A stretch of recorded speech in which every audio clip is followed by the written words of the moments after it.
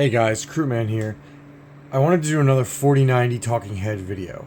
What I want to talk about is the difference between the AIBs and the founders in this edition. So as you guys can see, I've got an MSI Gaming X Trio. It is the base model of the 4090. I got it actually for a little bit less than MSRP thanks to a nice Best Buy credit card trick.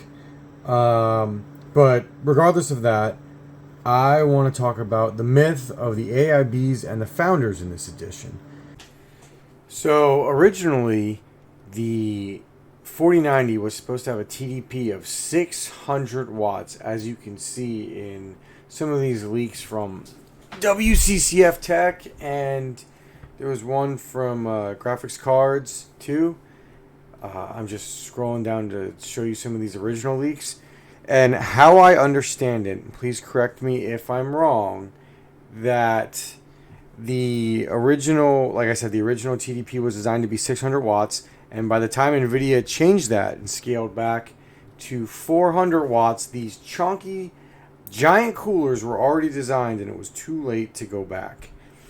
Which is one of, I would say, three reasons why none of the difference between the AIBs and the founders is non-existent in this edition.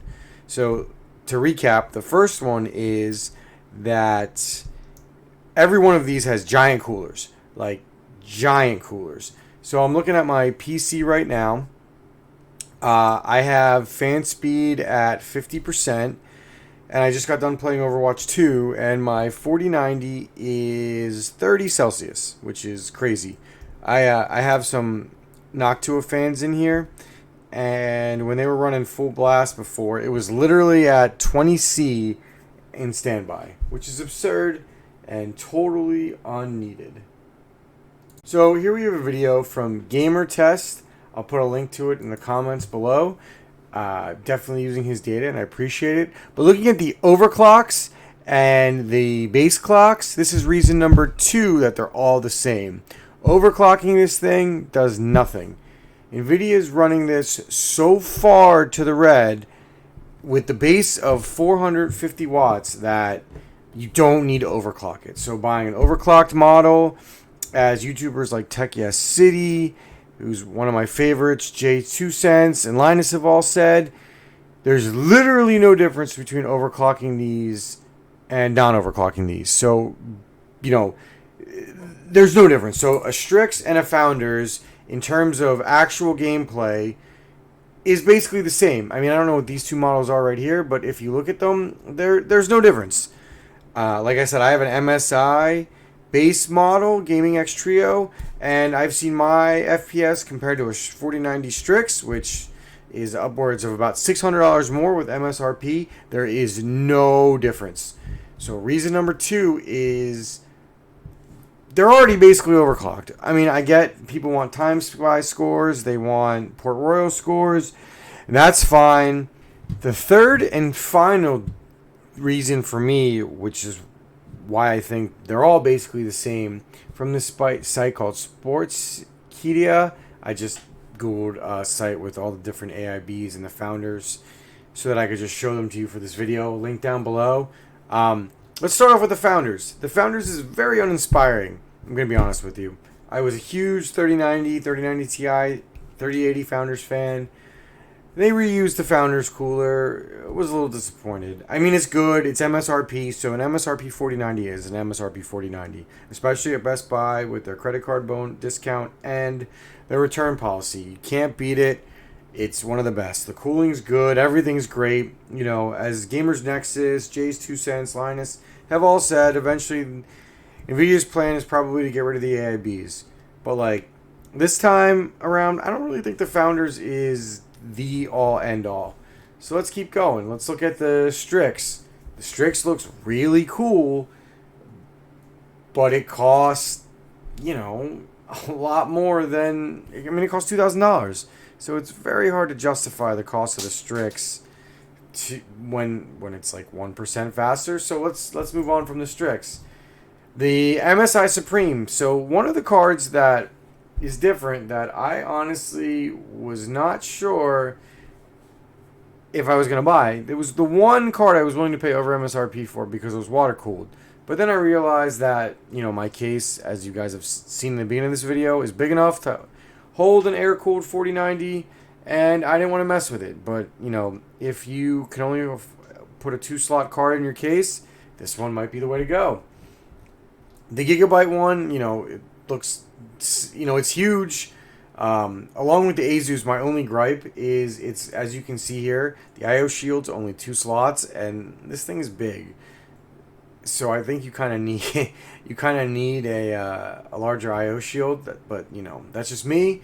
But it also has the cool LED screen, which you can put stuff on, which I like. I think it's cool. Would I have paid over MSRP for it? No, but it's still cool.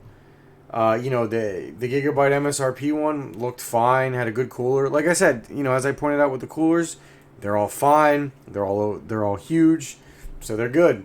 I don't know anything about the brands that release overseas, so we're gonna skip colorful and a full palette. Gainward. So let's talk about the Zotac model. I'm pretty hard on Zotacs after last gen with their fans, their crappy website, all that. But this Zotac model it actually is pretty cool. If Best Buy had them, I probably would have considered it. And had I not been able to go to Best Buy, I could have seen myself getting one of these from Zotac.com or Amazon.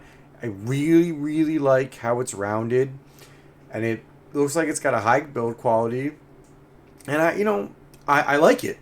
I like it a lot more than I thought I would. But again, that's personal opinion. GLX, I don't know anything about. PNY is the American brand you never see.